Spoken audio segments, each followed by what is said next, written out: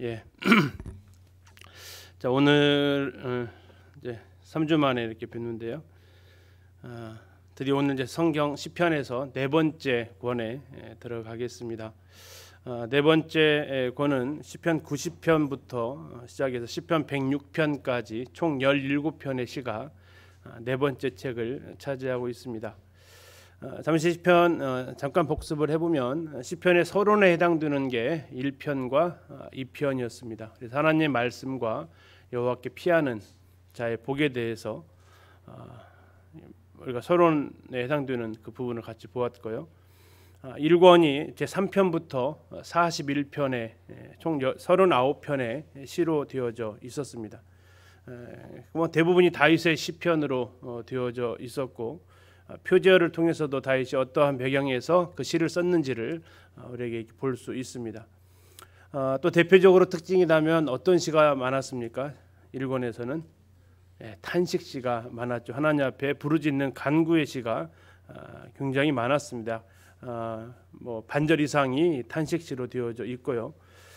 감사시로 되어져 있는 게 이제 41편 되어져 있었는데 마지막 시는 그래도 감사로 끝나고 있었습니다.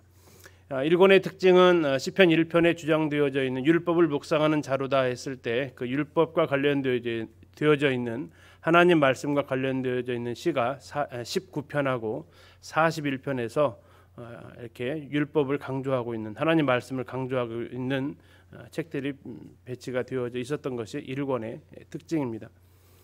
2권은 42편부터 시작해서 72편까지 42편에서 72편까지 총 31개의 시로 되어져 있었습니다. 다윗도 물론 시를 쓴 것으로 등장하지만 그 외에 고라와 아삽 자손의 시 그리고 솔로몬의 시까지 등장하고 있습니다.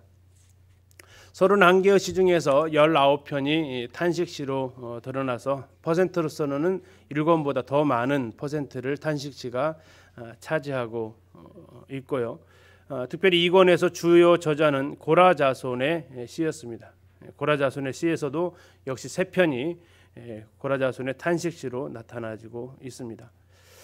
이 시편 제2권의 특징은 하나님의 이름이 여호와에서 엘로힘으로 이렇게 바꿔서 나타나는 그 분기점이 되고 있음을 우리가 같이 보기도 했습니다.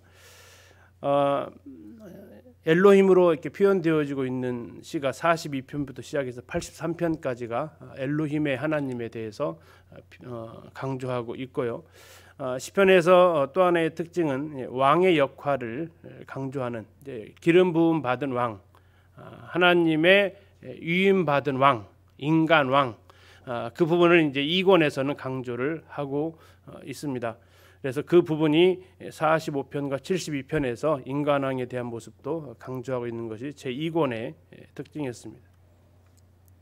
자, 그리고 제3권은 73편부터 시작해서 89편까지 17편의 시가 제3권을 차지하고 있었습니다.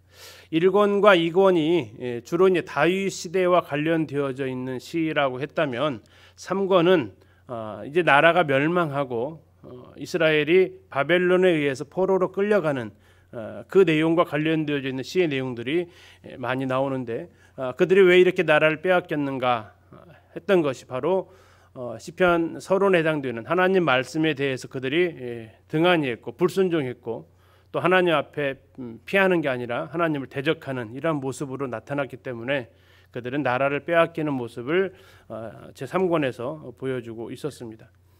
2권이 고라 자손의 시가 많았다면 3권에서는 아삽의 시가 많이 등장하고 있습니다. 약 11편이 아삽의 시로 되어져 있어서 3권의 주 시인은 아삽이 이렇게 되겠습니다.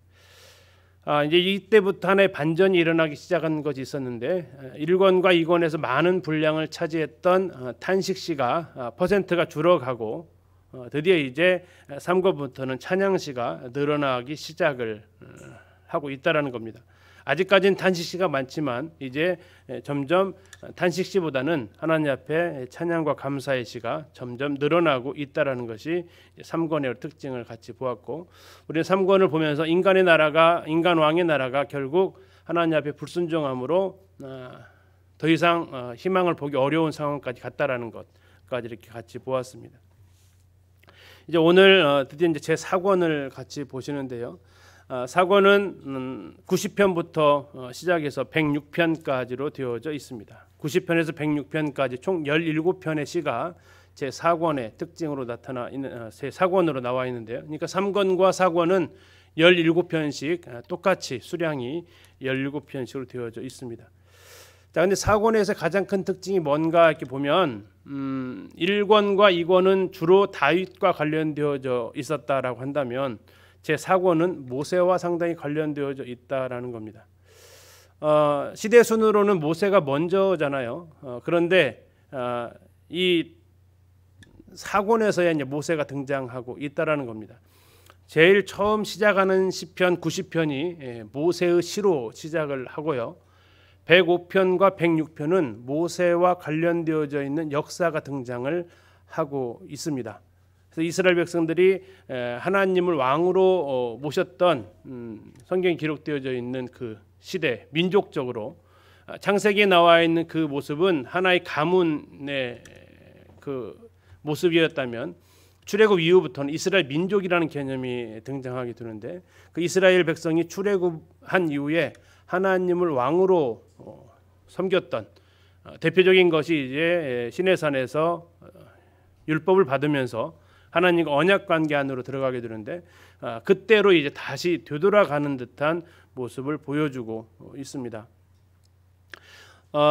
또한 앞에 나와 있던 90편, 105편, 106편 말고도 95편에서 광야 생활을 좀 언급하고 있고요.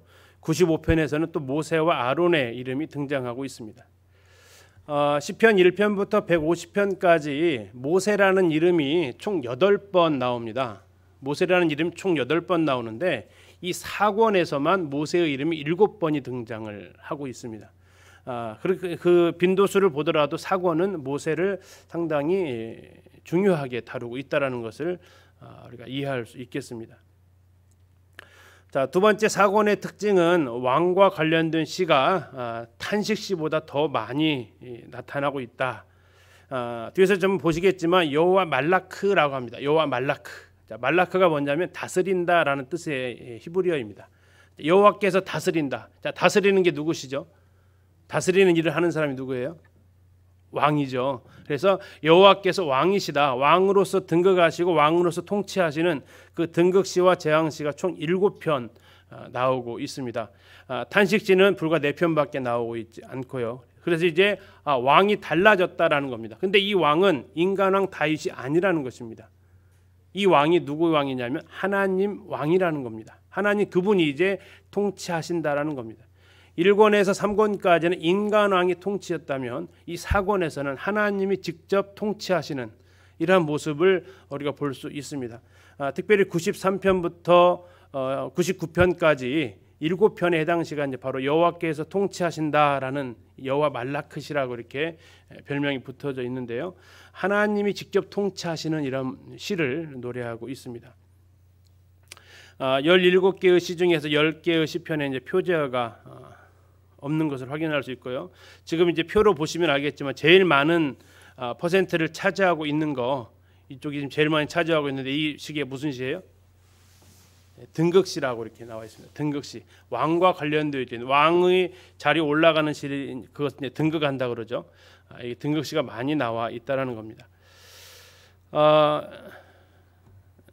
시편 제4권이 90편부터 106편까지 총 17편의 시로 되어져 있는데 지금 이제 동그라미 쳐져 있고 X표 쳐져 있는 것은 표제어가 있는 것은 동그라미고 없는 것은 X표가 되어져 있습니다. 보시는 대로 지금 표제어 없는 것이 상당수를 차지하고 있습니다.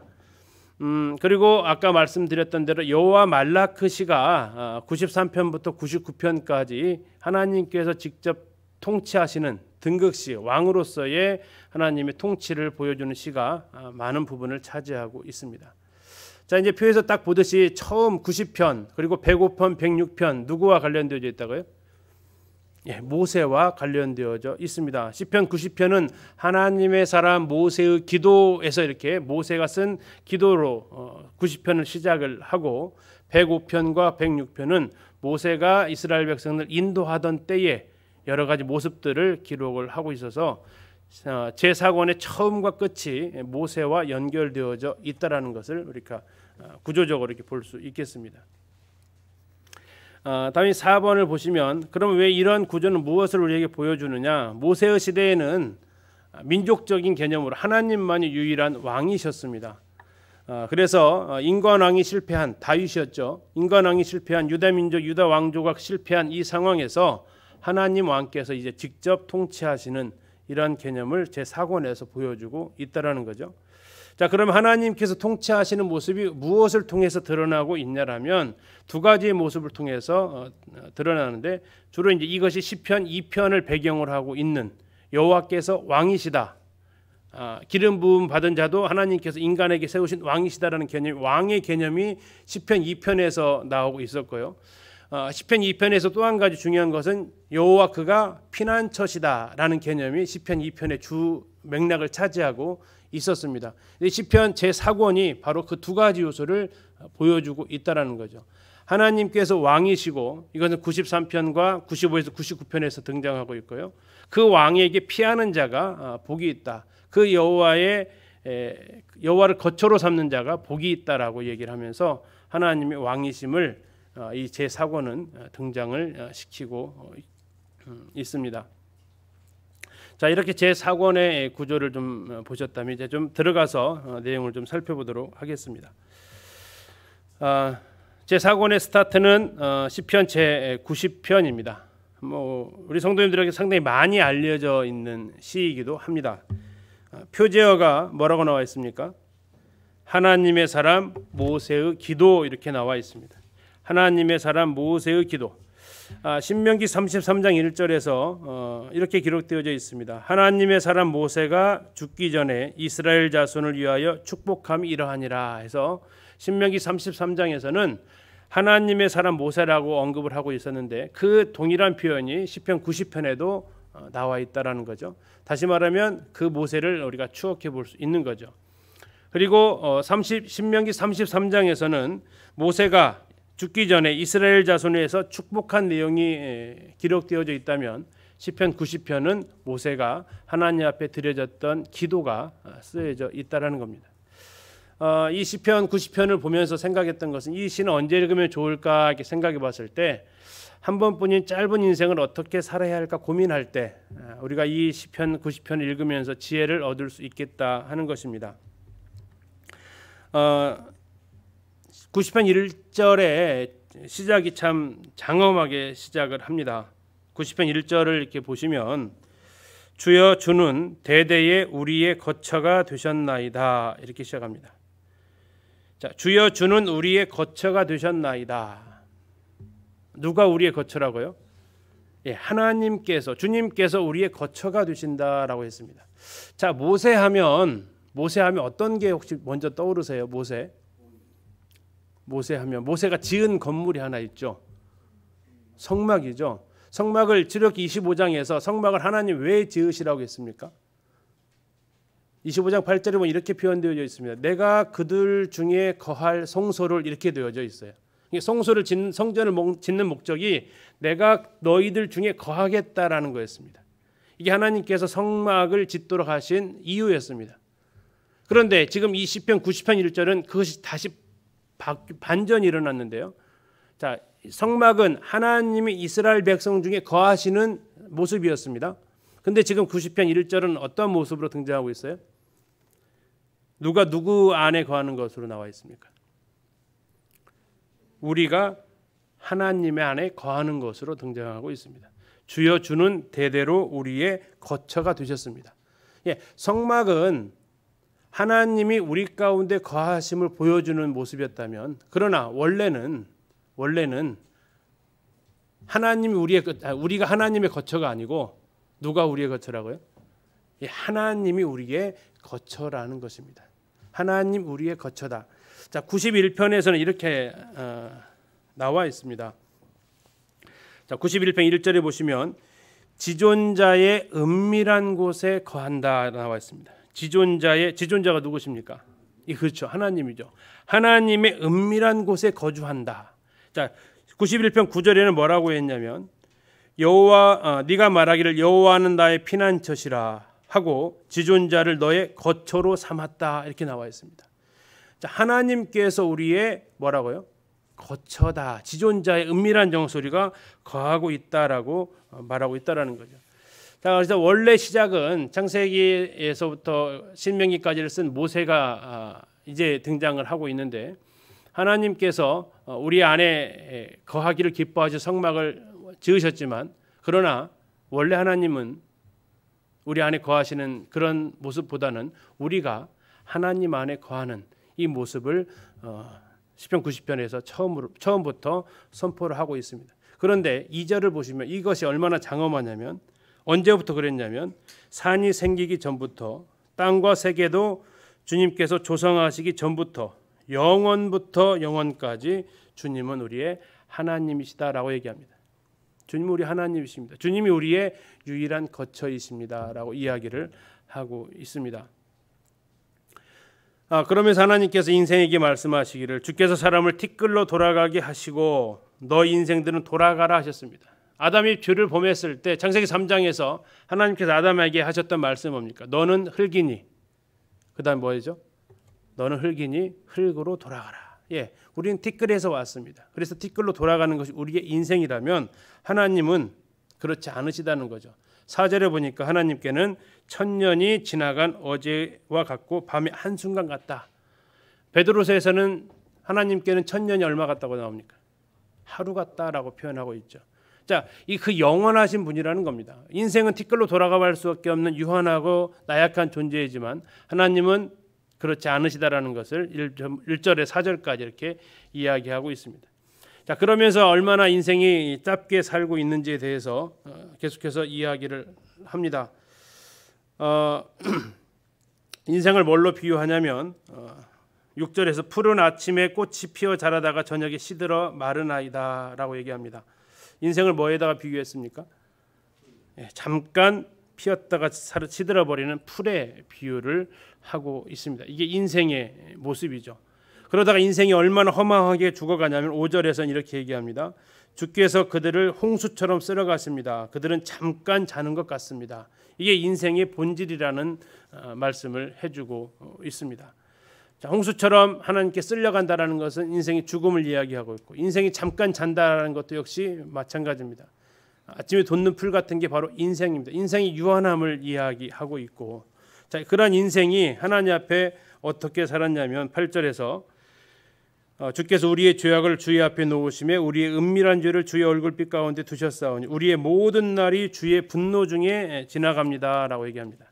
하나님의 심판 앞에 처한 인생의 모습을 보여주고 있습니다.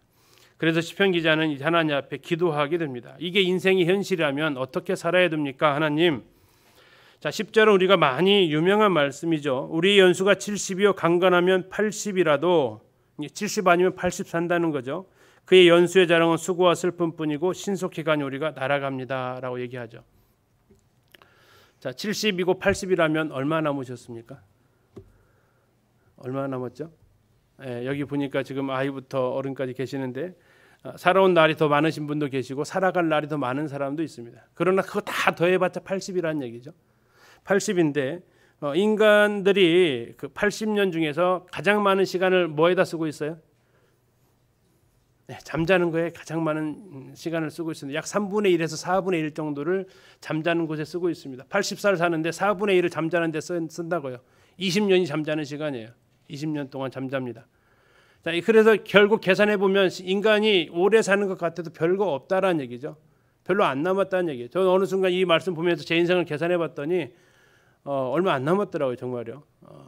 그리고 활동하면서 살 수 있는 시간은 더 얼마 없겠죠. 자, 그래서 이 시편 기자는 하나님 앞에 부탁을 하는 거죠. 12절에서 우리에게 우리 날 계수함을 가르쳐 주소서. 그래서 지혜로운 마음을 얻게 하소서. 하나님 앞에 기도합니다. 그럼 어떻게 살아야 됩니까? 라고 지금 묻게 있습니다. 어떻게 살아야 됩니까?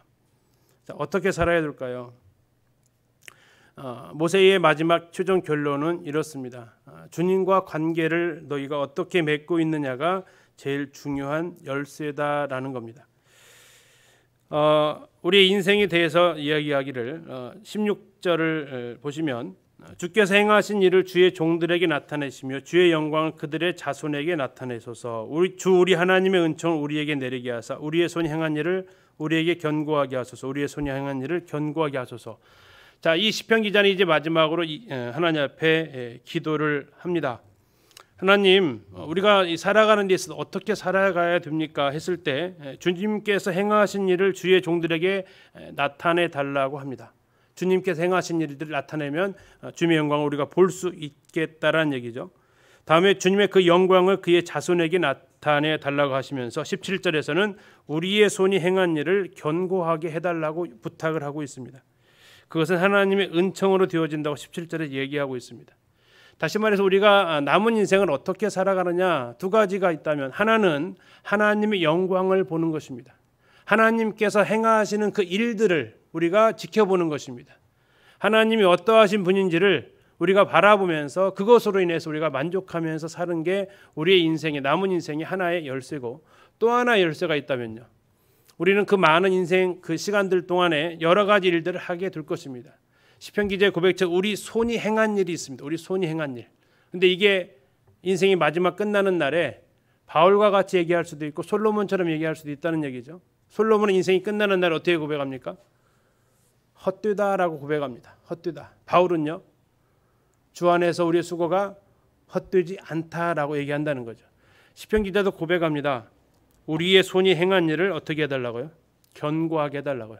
헛된 거예요? 헛되지 않은 거예요? 보람 있는 겁니다. 그래서 우리의 하나님 영광을 보면서 나의 남은 삶이 사라지고, 또 우리가 주님을 위해서 했던 일들, 교회를 위해서 했던 일들, 영혼들을 위해서 했던 일들이 그리스도의 심판대 앞에서 공력을 심판받을 때에 전부 불살라져서 없어지는 게 아니라 하나님 앞에 남아서 견고하게 해달라고 하나님의 은혜를 구하게 되는 그 시로 마무리하고 있습니다. 짧은 인생, 한 번밖에 없는 인생, 참 우리는 이제 우리 남은 인생을 계산해 보아야 할 것 같습니다. 그리스도 심판대 앞에서 우리가 어떠한 평가를 받을지 우리가 기도해야 될 것 같습니다. 자, 이제 91편으로 들어갑니다. 표제어가 없습니다. 시작부터 지존자의 은밀한 곳에 거주하며 이렇게 나오고 있어서 하나님의 보호를 이야기하고 있습니다. 신자주석을 이렇게 봤더니 윌리엄 맥도날드 형제님이 쓴 책이 신자주석이잖아요. 거기에서 이제 맥도날드 형제님이 간증이 나와 있어요. 그래서 맥도날드 형제님이 시편 91편의 제목을 뭘로 지었냐면 나의 시 이렇게 지었어요. 나의 시. 그러면서 이제 본인과 관련되어진 이 에피소드를 얘기합니다. 1912년에 웨스턴 히브리지에서 5살 난 아이가 디프테리아로 죽어가고 있었습니다. 점액막이 목구멍이 형성되어서 점점 숨쉬기가 어려워지고 있었고요. 그의 어머니는 그리스도인이었는데 아들이 마지막 숨을 거두는 것을 차마 볼 수가 없어서 고개를 돌렸습니다. 거의 이제 죽는 것으로 이제 생각을 한 거죠. 5살짜리 아이가. 그때 그의 집을 찾아온 사람이 있었는데 문을 두드리는 소리가 들렸고 그 이웃 마을에 사는 시 오라버니, 그러니까 남편의 아마 형 정도 되지 않았을까 싶습니다. 시 오라비가 들어왔습니다. 그리고 와서 이 맥도날드 형제님이 어머니한테 이렇게 얘기했다고 합니다. 재수씨께 이 아이에 대해서 걱정하지 말라고 알려드리러 왔어요. 얘는 곧 회복될 것이고 언젠가 하나님이 그 영혼을 구원하실 거예요. 자, 이 말을 하고 갔는데요. 그녀는 당황하고 믿을 수 없었습니다. 그러자 그는 자기가 난로가에 앉아 시편 91편을 읽고 있는데 하나님이 마지막 세 구절을 통해 자기에게 이렇게 분명히 말씀해 주셨다고 상황을 설명합니다. 시편 91편 마지막 세 구절을 볼 건데요. 시편 91편을 읽으면서 하나님이 분명히 말씀하셨다는 얘기죠. 그렇게 하면서 이 이야기가 끝납니다. 그리고 이제 그 형제님이 이렇게 고백을 합니다. 내가 그 아이였습니다. 5살짜리 난 아이였대요. 하나님이 그날 밤 나를 죽음에서 건지셨습니다. 그리고 13년 후에 18살 때죠. 내 영혼을 구원하시고 장수로 나를 만족해 하셨습니다. 오래 사셨죠. 독신으로 사셨지만 오래 사셨습니다. 이제 여러분은 내가 이 91편을 나의 시라고 일컫는 이유를 알게 되었을 것입니다. 나는 기꺼이 이 시를 다른 이들과 더불어 공유합니다. 하지만 이 시는 분명히 나의 시입니다. 궁금하시죠? 91편 14절에서 16절 먼저 한번 보실까요? 14절에 16절, 91편 14절 16절 굉장히 은혜로운 말씀입니다. 눈에 잘 보이는 곳에 써서 붙여놓으셔도 참 좋은 말씀이에요. 하나님이 이르시되 그가 나를 사랑한즉 내가 그를 건지리라. 그가 내 이름을 안즉 내가 그를 높이리라. 그가 내게 간구하리니 내가 그에게 응답하리라. 그들이 환난 당할 때에 내가 그와 함께하여 그를 건지고 영화롭게 하리라. 내가 그를 장수하게 함으로 그를 만족하게 하며 나의 구원을 그에게 보이리라. 아멘입니다. 이 말씀을 그 시오라비가 듣고 읽으면서 그렇구나 하면서 이 죽어가는 조카 고통스러워하는 그 엄마한테 와서 말씀을 들려줬고 그 어머니는 아마 이제 이 맥도날드 형제님한테 이 밤에 있었던 이야기를 해주셨겠죠. 자, 그러면서 맥도날드 형제님은 이 시편 91편은 나의 시다라는 겁니다. 우리 성도님들 시를 쭉 읽어가면서 이거 정말 내 얘기인데 하는 거 혹시 있으십니까? 지금 정말 내 이야기다. 우리가 이제 83편 보면서 이스라엘의 6.1 전쟁과 관련되었다 이렇게 보셨던 것처럼 저건 내 얘기 같은 시다. 뭐 이게 하나 있으면 정말 이건 뭐 다른 표제와 관계없이 이건 나의 시다라고 이렇게 제목을 붙일 수 있을 시가 될 수 있겠습니다. 시편 91편 윌리엄 맥도날드 형제님의 시, 뭐 나의 시 이렇게 되어지는데 우리 성도님들의 시가 또 될 수 있겠습니다. 여기에는 9가지로 하나님께서 보호하시는 장면이 나오고 6가지로 베풀어 주시는 은혜가 등장하고 있습니다. 아까 우리가 처음에 보셨던 대로 1절은 역시 지존자의 은밀한 곳에 거주하며 전능자의 그늘 안에 사는 자 이렇게 얘기하고 있습니다. 90편 1편에 나와 있는 하나님을 거처로 삼는 자와 동일한 표현이 들어가 있죠. 그런 사람들은 어떠한 혜택을 받게 되느냐 하는 것이 이제 3절부터 쭉 나오는데요. 이 9가지가 나오는데 보시면 새 사냥꾼의 올무에서 건지신다. 다음에 심한 전염병에서 건지신다. 4절에서 그의 날개 깃으로 덮으신다. 그 날개 아래 우리가 피하게 될 것이다. 다음에 진실함의 방패와 손방패가 되어 주신다. 또 시작해서 이 9가지가 지금 이제 화면에 보이시는 대로 하나님께서 우리를 보호해 주시고 지켜 주신다라는 표현으로 가득 차 있습니다. 이 말씀에서 예수님께서 시험 받으셨던 3가지 시험을 받으셨는데 그 중에 하나가 높은 곳에서 성전 꼭대기에서 떨어져라.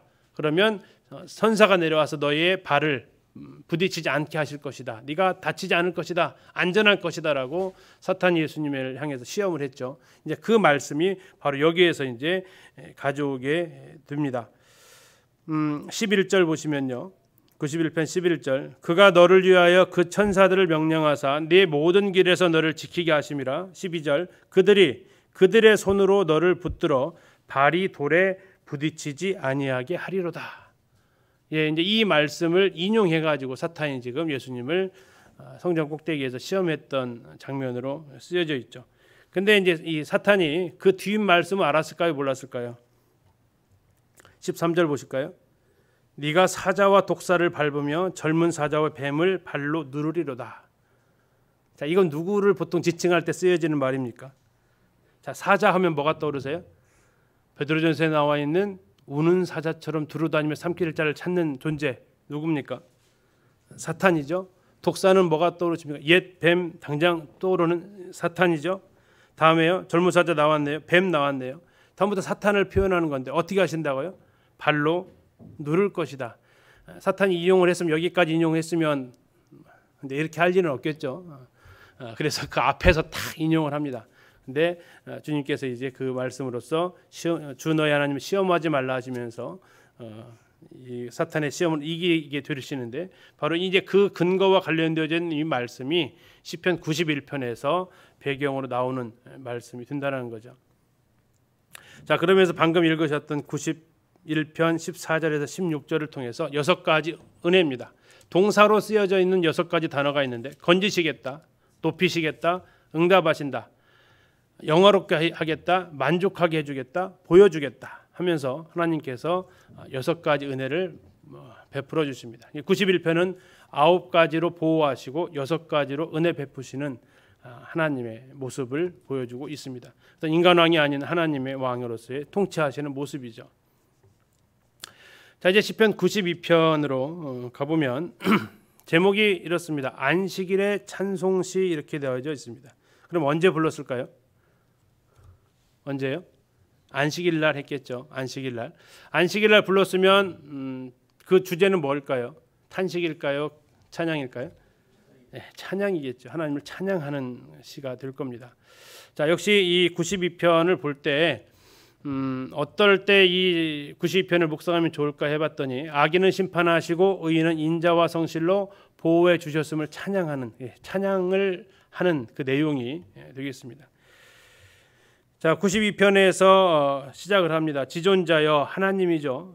시편금과 비파와 수금으로 여호와께 감사하며 주의 이름을 찬양하고 아침마다 주의 인자하심을 알리며 밤마다 주의 성실하심을 베품이 좋으니이다라고 시작합니다. 자, 아침마다 그리고 밤마다 우리가 해야 될 일이 바로 아침에는 주의 인자하심을, 밤에는 주의 성실하심을 내가 선포하겠다라는 겁니다. 아침을 시작할 때 뭘 기대한다고요? 주님께서 인자하심으로 대해 주시기를. 그리고 밤에는요, 주님께서 성실하게 인자하심을 베푸셨다라고 고백할 수 있기를 고백한다라는 겁니다. 그러면 무엇을 통해서 그렇게 하느냐? 바로 하나님께서 하시는 일이 있다라는 얘기입니다. 4절 보시면 여호와여 주께서 행하신 일이 있대요. 주의 손이 행하신 일로 말미암아 내가 하나님을 높이겠다라고 얘기합니다. 그럼 주님 뭘 행하셨냐면 6절부터 8절인데 7절을 보시면 이렇습니다. 악인들은 풀같이 자라고 악을 행하는 자들은 다 흥황할지라도 영원히 멸망하리이다. 다시 말하면 악인들을 하나님께서 심판하신다라는 겁니다. 하나님께서 악인을 심판하시는 그 일들을 행하신다고 하는데 5절에서 다시 이렇게 얘기합니다. 여호와여 주께서 행하신 일이 어찌 그리 크신지요. 주의 생각이 매우 깊으십니다. 자, 4절에서 5절에 걸쳐서 계속해서 똑같은 단어가 3번이 나오는데요. 뭐가 나와 있어요? 행하신 일입니다. 행하신 일. 다시 보시면 4절 보세요. 주께서 행하신 일로 나를 기쁘게 하셨다. 다음에 주의 손이 행하신 일로 주님을 높이겠다. 5절에서 주께서 행하신 일이 어찌 그리 크십니까? 하면서 하나님께서 하시는 그 일을 바라보는 이 시인의 모습을 우리가 떠올릴 수 있습니다. 그 모습을 보니까 하나님을 향해서 찬양한다라는 거죠. 자, 악인은 하나님께서 이렇게 심판을 하셨는데 의인은 어떻게 하실까요? 의인은 9절을 보시면 여호와여 주의 원수들은 뭐 한다고요? 패망한대요. 자, 다음에 11절에 보시니까 내 원수들이 뭘 받아요? 보응을 받아요. 다시 말하면 하나님 그들이 행한 대로 갚아주신다는 얘기입니다. 그런데 의인은 어떻게 하시냐면 10절에 의인은 어떻게 하시냐면 그러나 주께서 내 뿔을 들소의 뿔같이 높이 드셨다. 그리고 신선한 기름을 부으셨다. 자, 뿔은 뭐예요? 뿔, 능력과 영광, 권세 이거죠. 하나님께서 의인들을 높이신다라는 얘기입니다. 다음에 12절 보니까 의인은 종려나무같이 번성하며 레바논의 백향목같이 성장하리로다. 이스라엘 가서 종려나무를 크는 것을 보면요, 정말 대단합니다. 그 메마른 땅에도요 쭉쭉 하늘로 뻗쳐오르는 모습이 대단하죠. 백향목은 어떻습니까? 그 나무의 그 우람함, 이것이 타의 추종을 불허하는 나무입니다. 바로 이 대상이 누구라고요? 의인이라고요. 그러면 그들이 왜 그렇게 번성하냐? 13절입니다. 이는 어디에 심겨졌습니까? 여호와의 집에 심겨졌다고 합니다. 하나님의 뜰에 심겨졌다라고 이야기를 합니다. 그래서 그가 번성한다라는 겁니다. 어느 정도로 번성하냐면 14절에 늙어서도 여전히 열매를 맺는다라고 얘기합니다. 진액이 풍족하고 빛이 청청하다. 늙어도 이렇게 이야기를 합니다. 자, 그래서 이 시편 기자가 이 하나님 앞에 찬양을 올려드리는데 하나님께서 악인들에 대해서는 심판하시고 보응하시고 그들을 멸망케 하시지만 의인을 향해서는 하나님께서 높이시고 그를 번성하게 하시고 늙어서도 결실하고 빛이 청청하게 하시는 자, 그래서 이 시편 기자는 15절에서 여호와의 정직하심과 여호와의 나의 바위 되심과 여호와께는 불의가 없음을 내가 선포하겠다라고 얘기합니다. 바위는 뭐의 상징입니까? 보통 바위 앞에 무슨 단어가 붙죠? 나의 피할 바위 이렇게 표현되어져 있죠. 예, 하나님이 바로 우리의 피할 바위 되심을 선포하는, 자, 그렇게 해서 지어진 노래가 바로 아침에 주의 인자하심을이라는 노래입니다. 자, 뭐 아시는 노래죠? 같이 한번 들어보시면 좋겠습니다. 음성 켜주시고요. 아침에 주의 인자하심을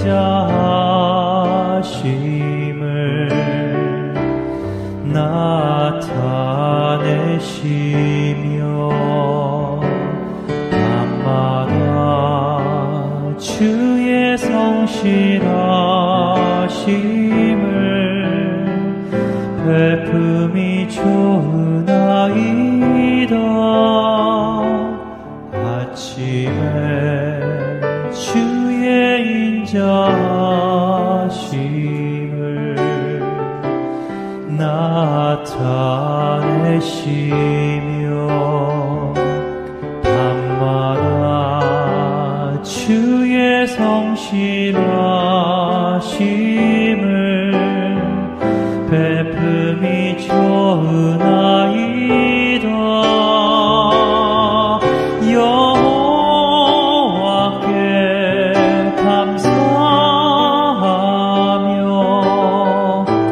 주의 이름을 찬양. 여호와께 감사하며 주의 이름을 찬양.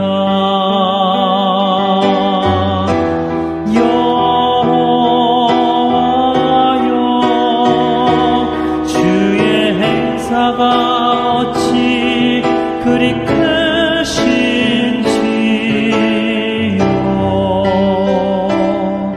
주의 생각이 심히 깊으시나이다.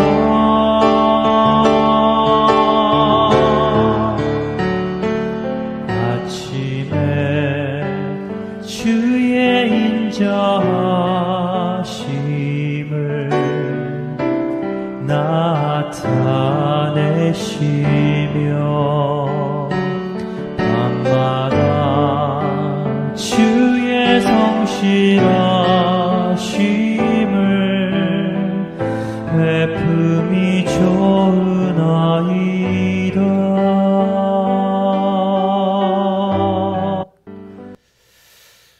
예, 그리고 이제 92편 1절에 보시면 악기가 세 가지가 나와 있습니다. 92편 1절에 지존자여 시편금과 비파와 수금으로 여호와께 감사하며 찬양하겠다라고 얘기하죠. 이 시편금은 10개의 줄로 되어져 있는 악기입니다. 지금 이제 이게 갈대아 우르에서 아브라함이 살던 갈대아 우르에서 발견된 악기입니다. 이 시편금은 줄이 10개라는 뜻인데 뭐 이렇게 아마 이쪽에 줄이 연결이 되어져 있는 것 같습니다. 자, 그 다음에 이제 두 번째가 수금입니다. 수금은 이제 하프로 번역이 되어져 있죠.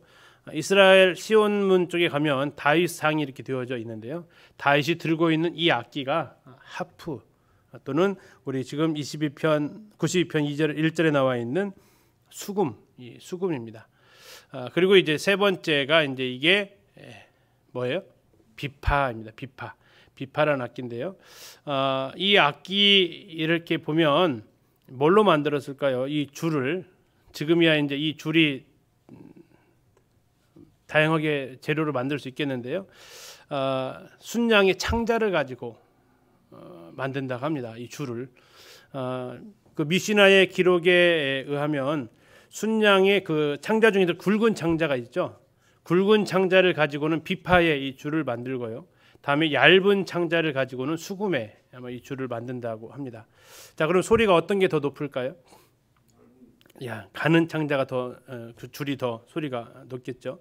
그래서 비파는 더 낮은 소리를 내고 수금은 좀 높은 소리를 낸다고 합니다. 다음에 이 수금은 다윗이 노래를 부를 때 혼자 연주하면서 불렀던 독주용 악기이고요. 이 옆에 있는 비파는 합주, 다른 거랑 같이 이렇게 어울려서 불려지는 악기입니다. 수금은 10줄로 되어져 있고 비파는 12줄로 되어져 있는데 어떠한 소리가 나는지 잠시 한번 들어보시겠습니다. 이게 뭐냐면 하프입니다. 하프, 수금이죠.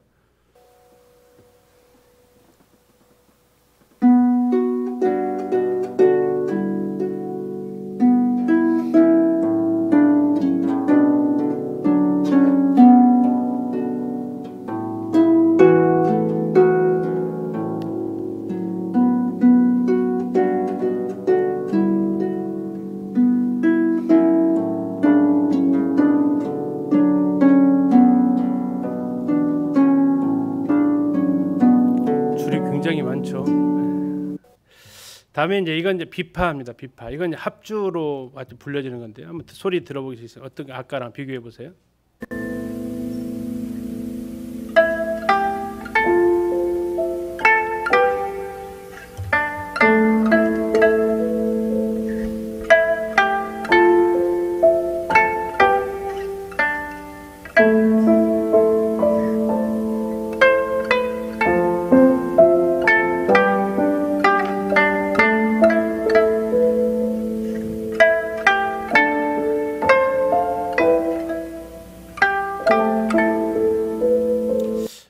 이건 4줄밖에 안 되죠. 계량 비파죠. 원래 아까 12줄로 되어 있다고 하는데 이게 지금까지 이 악기는 이렇게 되어지고 있는데 시편금은 좀 찾아봐도 잘 안 나타납니다.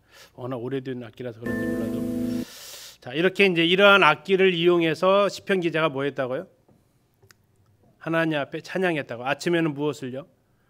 하나님, 인자로서 오늘 하루를 시작하게 해 주십시오. 하고 저녁에 돌아와서는요, 하나님, 당신 오늘 하루도 성실하셨습니다. 찬양하는 거죠. 하루의 시작을 찬양으로, 하루의 마침을 찬양으로 우리가 할 수 있으면 참 복된 하루가 되겠습니다. 자, 이제 93편으로 가면요, 이제 93편부터는 말라크시라고 합니다. 총 7편이 99편부터 나오는데요. 93편에서 99편까지는 말라크라는 여호와께서 다스린다라는 하나님 왕의 통치입니다. 인간 왕의 대리 통치가 아니고 하나님 왕의 직접 통치를 얘기해주고 있는 시가 바로 이 93편부터 시작을 합니다. 93편에서 99편까지가 바로 여호와께서 통치하시고 여호와께서 다스리신다. 그러면 분위기가 어떨 것 같으세요? 분위기가 1, 2권하고 분위기가 많이 다르요. 3권까지 분위기하고 굉장히 밝고요. 굉장히 하나님 앞에 이게 기대하고 하는 모습들을 볼 수 있습니다. 자, 93편에서 하나님의 위엄을 찬양합니다. 그리고 위대하심을 높이고 있습니다. 굉장히 짧은 시죠. 93편은 5절밖에 되지 않는데요. 1절과 2절에서는 하나님께서 다스리신다라고 얘기합니다. 93편 1절에 이렇게 시작하죠. 여호와께서 다스리시니. 바로 이 다스리시니라는 단어가 말라크라고 히브리어로 되어져 있고요. 그래서 별명이 말라크 시편이다라고 99편까지가 별명이 지어져 있습니다. 자, 여호와께서 다스리시는데 어떻게 다스리시느냐? 권위를 입으셨고 능력으로 띠를 띠셔서 세계를 다스리신다라고 말씀하고 있습니다. 그렇기 때문에 흔들리지 아니하는 나라다. 안전한 나라라는 얘기죠. 예로부터 견고 있었고 영원부터 하나님은 주의 보좌에서 다스리신다라고 이야기를 하고 있습니다. 3절부터 5절까지는 그 하나님의 위대하심을 얘기하는데요. 3절에 보시면 여호와여 큰 물이 소리를 높였고 큰 물이 그 소리를 높였으니 큰 물이 그 물결을 높이나이다 라고 얘기합니다. 큰 물이 몇 번 나왔어요? 3번 나옵니다. 자, 이게 그러면 큰 물이 과연 뭐냐라는 거죠. 큰 물. 자, 큰 물이 소리를 높였고 그 소리를 높였고 물결을 높였어요. 찬양하는 걸까요? 대적하는 걸까요? 대적하는 모습입니다. 열방이 보통 큰 물은 이방 열국을 상징하는 단어로 쓰이는데 그 이방 그 열국이 하나님이 통치하시는 것에 대해서 뭐 한다고요? 거역하려고 했다라는 거죠. 그랬더니 하나님 어떠신 분이냐면 4절에 높이 계신 여호와의 능력은 많은 물소리와 바다의 큰 파도보다도 어떻다고요? 크다. 다시 말하면 그런 것들을 다 제압하실 수 있다라는 겁니다. 하나님의 위대하심입니다. 5절 여호와여 주의 증거들이 매우 확실하고 거룩함이 주의 집에 합당하니 여호와는 영원 무궁하십니다 하면서 하나님께서 이제 앞으로 다스리실 그 나라는 그 어떠한 열방도 하나님 앞에 대항하지 못하고 하나님께서 영원부터 영원까지 다스리는 나라가 될 거라는 것이 시편 93편의 내용이 되겠습니다. 자, 시편 94편으로 가시면 이제 하나님께서 이번에는 94편 1절에 어떻게 나와 있냐면 여호와여 복수하시는 하나님이여 복수하시는 하나님이여 거듭 얘기하고 있죠. 복수하시는 하나님으로 얘기하고 있습니다. 복수한다는 게 뭘까요? 복수한다. 어떨 때 우리는 복수합니까? 원수에 대해서 복수한다고 우리가 보통 많이 쓰잖아요. 여기서 말하는 것은 이제 불공정한 이 세대, 이 불공정한 이 사회를 하나님께서 정의롭게 다스린다라는 의미로서 복수한다라는 이 의미가 쓰여지고 있습니다. 자, 그러면 복수한다는 얘기는 복수할 대상이 있어야 되는 거죠. 그 복수할 대상은 누굽니까? 시편에서는 악인으로 나옵니다. 악인들. 이 악인들이 하나님의 복수의 대상인데 그 악인들이 했던 일이 뭐냐면 5절과 6절에 나와 있습니다. 5절 보시면요. 여호와여 그들이 주의 백성을 뭐 했어요? 짓밟았고요. 주님의 소유를 곤고하게 했고요. 과부와 나그네를 죽였고요. 고아들을 살해했어요. 이게 지금 악인들이 행한 일들인데 이것뿐만이 아니고 이제 말로써 얘기합니다. 7절 말하기를 여호와가 보지 못하며 야곱의 하나님이 알아차리지 못하리라. 하나님에게 이러한 시각을 가지고 있으니까 사람한테 이러한 악행들을 지금 하고 있는 거죠. 그래서 하나님을 경외하는 거하고 사람에게 친절하게 대하는 것은 같이 가는 거죠. 자, 이런 가운데 있어서 하나님 앞에 이제 뭐 해달라고 부르짖었다고요? 여호와여 복수하시는 하나님이여 복수하시는 하나님이여 이렇게 지금 부르짖었다라는 겁니다. 자, 그러면 이제 하나님께서 이렇게 이야기를 하시는 거죠. 복수하시겠다라는 겁니다. 자, 내가 보지 못했다고, 내가 알지 못했다고. 자, 여기에 대해서 하나님이 대답하십니다. 9절. 자, 귀를 지으신 이가 듣지 아니하시랴, 눈을 만드신 이가 보지 아니하시랴. 귀를 짓고 눈을 만드신 분이 누구예요? 하나님이시잖아요. 근데 너희들이 지금 나한테 보지 못한다고 얘기했어. 내가 눈을 만들었는데 내가 못 본다고. 두 번째, 내가 알지 못한다고. 11절 한번 보세요. 11절. 여호와께서는 사람의 생각이 허무함을 뭐 한다고요? 아신다고요.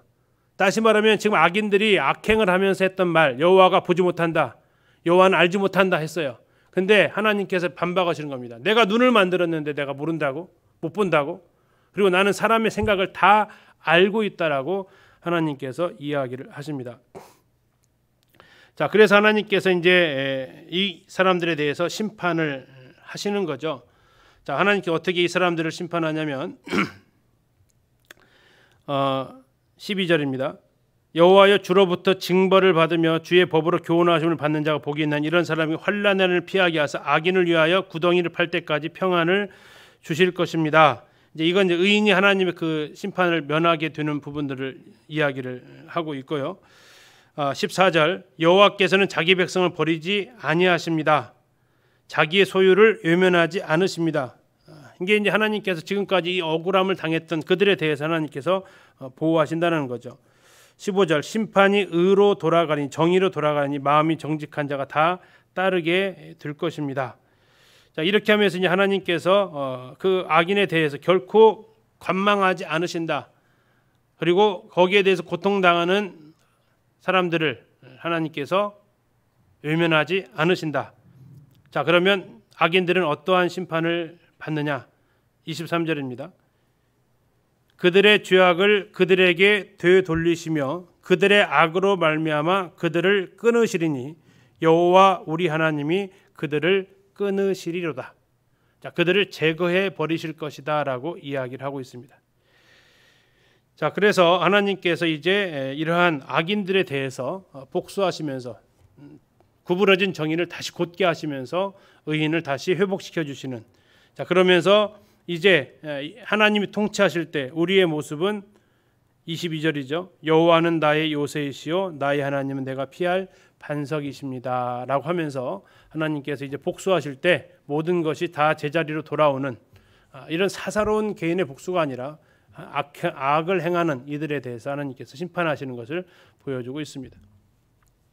자, 95편으로 가면 1절에 이렇게 얘기합니다. 오라 우리가 여호와께 노래하며 우리의 구원의 반석을 향하여 즐거이 외치자.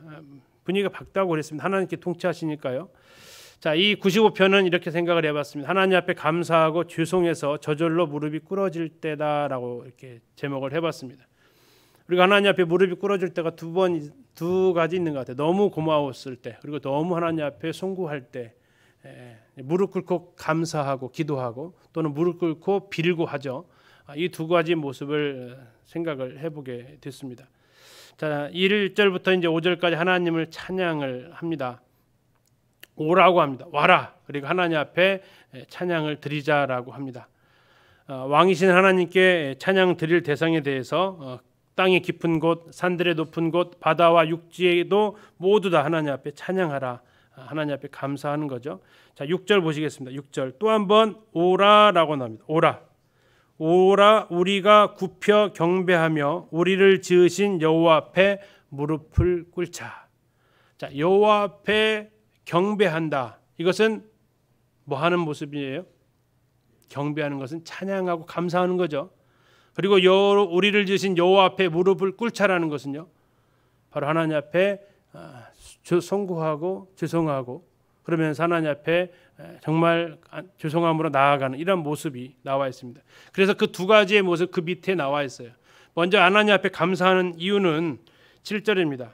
그는 우리의 하나님이시요 우리는 그가 기르시는 백성이며 그의 손이 돌보시는 양이기 때문이라. 이게 나와 있습니다. 자, 하나님이 우리의 하나님이고 우리의 왕이시고 우리의 목자 되심에 대해서 우리는 하나님 앞에 감사한다라는 얘기입니다. 자, 여기까지는 분위기가 괜찮아요. 근데 그 다음에 문제입니다. 7절 보면 너희가 끝에 이렇습니다. 너희가 오늘 그의 음성을 듣거든 너희는 무리바에서와 같이 또 광야의 마사에서 지냈던 것 같이 너희 마음을 완악하게 하지 말지어다.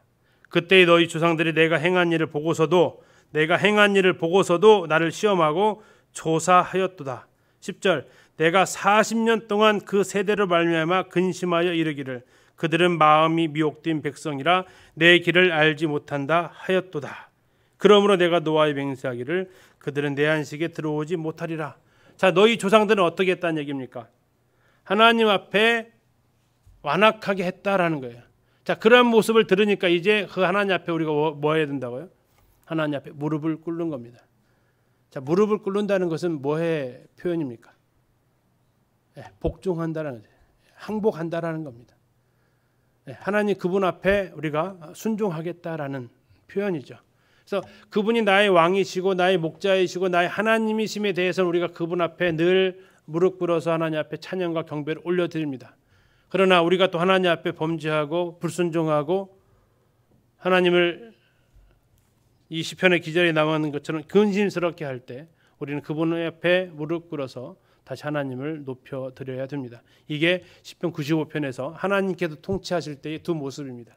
하나님 앞에 찬양과 감사를, 그리고 조상들의 불순종했던 이런 모습들을 통해서 우리가 또한 그와 같이 마음을, 그의 음성을 들을 때에 마음을 완악하게 하지 않기를 무릎 꿇고 하나님 앞에 나아가는 겁니다. 자, 이제 96편 보시면 새 노래로 여호와께 노래하라라고 시작합니다. 역시 찬양의 초대를 하는 거죠. 온 땅에 여호와께 노래하라고 이렇게 초청을 하고 있습니다. 그 하나님은 어떠하신 분이냐라는 부분입니다. 자, 그러면서 이 시편의 기자는 얘기합니다. 그 하나님을 나기가 전파하겠다. 다음에 하나님의 기이한 행적을 내가 선포하겠다. 만국의 모든 신들은 우상이지만 하나님은 하늘을 지으셨다. 예레미야 10장 11절에 보면 이런 말씀이 있어요. 천지를 짓지 아니한 모든 신들은 다 망할지어다라고 합니다. 이게 그 신이 참신이냐 아니냐는 무엇으로 알 수 있다는 얘기입니까? 창조를 했냐 못했냐라는 겁니다. 그래서 이 모든 만국의 신들은 다 우상이라고 얘기합니다. 5절 보시겠습니다. 96편 5절. 만국의 모든 신들은 우상들이지만 여호와께서는 뭐 하셨다고요? 하늘을 지으셨음이로다. 예, 그 비교를 뭐로 했냐면 하늘을 지으신 이 창조를 가지고 지금 얘기했다라는 겁니다. 예레미야 10장에서 그 얘기를 좀 하는 거죠. 많은 우상들, 신을 두 가지로 나눈다면 어떻게 나눈다고요? 하나는 사람을 만든 신이 있고요. 또 하나는요, 사람이 만든 신이 있다고요. 우상은 뭐가 뭐를 만든 거예요? 사람이 만든 거예요. 사람이 신을 만드는 게 우상이고, 하나님은요, 사람을 만드신 겁니다. 그래서 이 하나님만이 유일한 창조주이심을 높이고 있습니다. 자, 그러면 그 창조주 하나님 앞에 우리가 뭐 해야 된다고요? 8절입니다. 여호와의 이름에 합당한 영광을 그에게 돌릴지어다. 그 창조주 하나님 앞에 합당한 영광을 돌리라는 얘기입니다. 자, 합당한 영광을 어떻게 돌릴까요? 이건 예배하는 자세인데 두 가지를 얘기하고 있습니다. 합당한 영광을 돌리는 두 가지 모습인데, 하나는 어떻게 하라고 합니까? 8절 그 다음에 뭐를 들고 오라고 그래요? 예물을 들고 들어오라는 겁니다. 예물을 들고 하나님 앞에 오라는 거예요. 우리가 하나님 앞에 예배하러 올 때 뭐 가지고 와야 돼요? 예물을 가지고 오는 거죠. 동방 박사들이 세 가지 예물을 가져왔던 것처럼 우리도 하나님 앞에 예배드릴 감사와 찬양과 또는 하나님께 주신 헌금도 예배의 일부가 되는 것입니다. 하나님 앞에 예배드리러 올 때 그냥 오는 게 아니라 뭐 하고 오라고요? 예물을 가지고 준비하고 오라는 겁니다. 우리가 이제 주일날 예배드리러 오실 때 하나님 앞에 합당한 영광을 돌리려면 뭘 가지고 오시라고요? 예물을 가져오시라고. 예물을 하나님 앞에 드릴 만한 그 예물을 준비하시라고요. 우리가 누구의 선물만 사려고 할 때도 그냥 사지 않습니다. 그 사람이 뭘 좋아할까? 이거 받으면 기뻐할까? 이거 싫어하진 않을까? 이런 것들 생각하면서 하는 거죠. 그 하나님 앞에 예물을 들고 오라는 것입니다. 하나님 우리의 마음을 원하시고 우리의 몸을 원하시고 또 성경에 나와 있는 대로 우리가 가지고 있는 소득에 하나님 앞에 드리는 것까지 예배의 모습입니다. 자, 두 번째는 또 뭘 해야 되냐면요, 9절입니다. 아름답고 거룩한 것으로 여호와께 예배할지어다 나와 있습니다. 자, 아름답고 거룩한 것. 자, 세번역 성경은 이렇게 표현되어져 있습니다. 아름답고 거룩한 옷을 입고 예배할지어다 나와 있습니다. 자, 이 것이라는 단어를 뭘로 바꿨다고요? 옷으로 바꿨다고요. 옷. 예, 우리가 하나님 앞에 예배하러 올 때 어떻게 나와야 된다고요? 옷을 잘 입고 나오시라고요. 결혼식 갈 때 막 입고 가세요? 아니죠. 나름대로 상당히 생각해서 입죠. 왜 그렇죠? 막 입고 가면 뭐가 돼요? 거기인 주인공에 대해서 우리가 가볍게 생각하는 상황이 되는 거예요. 그 사람들에 대한 예의가 아니죠. 첫째는 나 자신도 이렇게 좀 추해 보일 수 있지만 적어도 그 자리가 그들을 축하하고 기뻐하는 자리라면 새 옷은 못 사 입을 망정 정말 내가 가지고 있는 것 중에서 그래도 괜찮은 옷을 가지고 그 자리에 가서 축하하지 않습니까? 자, 하나님 앞에 예배하러 나올 때 우리가 어떠한 복장으로 나오느냐도 굉장히 중요하다라는 것입니다. 그냥 옛날 어른들 말은 이런 표현이에요. 잠바떼기 하나 걸치고 그런 식으로 오지 말라는 겁니다. 하나님 앞에 예배하러 나올 때 시편 기자는 얘기합니다. 아름답고 거룩한 옷으로 여호와께 예배할지어다라고 얘기하고 있습니다. 예, 그렇습니다. 성도님들이 가지고 있는 것 중에서 정말 깨끗하게 그리고 잘 준비해서 하나님 앞에 오는 것. 이 시편 96편에서 하나님 앞에 예배할 때 두 가지의 자세를 얘기하고 있는데, 하나는 뭘 가지고 오라고요? 예물을 가지고 오시라고요. 즉 우리 형제님들은 하나님 앞에 드려질 감사와 찬양의 제목을 가지고 오셔야 돼요. 그리고 헌금도 하시는 것까지가 예배의 행위입니다. 두 번째는 뭘 하셔야 된다고요? 아름답고 거룩한 옷을 입고 오시라고요. 그 예복을 입고 오라고요. 그 자리의 중요성에 해당하는 옷을 입으시라고요. 그 자리가 내가 어떻게 생각하느냐에 따라서 내 복장이 달라진다고요. 적어도 결혼식에 준하는 그 옷을 입고 오시면 크게 예의에 어긋나지는 않을 것입니다. 그냥 아무거나 대충 하나 덜치고 이건 자세 자체가, 마음 자체가 하나님 앞에 나오는 것은 아닐 것입니다. 뭐 그렇게 외형적이고 형식적인 것 따지냐고, 아니옵니다. 이 공적인 자리일수록 마음과 형식은 같이 나가는 겁니다. 하나님은 그와 같이 예배를 받으실 분이시기 때문에 그렇습니다. 그러면서 얘기합니다. 10절에 모든 나라 가운데 이르기를 여호와께서 다스리신다, 말라크입니다. 하나님께서 다스리신다입니다. 그렇기 때문에 하나님께서 만물이 하나님 앞에 기뻐하고, 11절 보세요. 하늘은 기뻐하고 땅은 즐거워하며 바다와 거기에 충만한 것이 외치고 밭과 들과 그 가운데 있는 모든 것은 즐거워하고 숲의 모든 나무들이 여호와 앞에서 즐거이 노래하는, 만물이 다 하나님 앞에 노래하는 그때가 올 거라는 겁니다. 로마서에 가서 보면 지금 만물이 탄식하고 있다고 얘기합니다. 이 코로나 질병 이유 중에 하나를 얘기하면서 기후의 변화를 자꾸 얘기를 하고 있잖아요. 이건 만물이 탄식하고 있는 하나의 단적인 예죠. 그래서 이 만물이 지금 고대하고 있는 것은 뭡니까? 하나님의 아들이 나타나셔서 이거 제발 좀 다시 회복시켜 주는 거예요. 그리고 그 나라가 오면 어떻게 된다고? 이 만물이 하나님을 다 찬양한다고요. 예. 하나님께서 13절 그가 임하시되 땅을 심판하러 임하실 것이다. 그가 정의로 세계를 심판하시며 그의 진실하심으로 백성을 심판하실 것이다. 그러면 기쁘세요? 걱정되세요? 정의로 심판하시고 진실로 심판하시면 우리는 기뻐해야죠. 예. 우리는 그 날이 기대되어져야 합니다. 그래서 하나님께서 통치하신 이 나라를 기뻐하며 기대하는 것이 시편 96편입니다. 잠시 5분 정도 쉬었다가 97편부터 진행하도록 하겠습니다.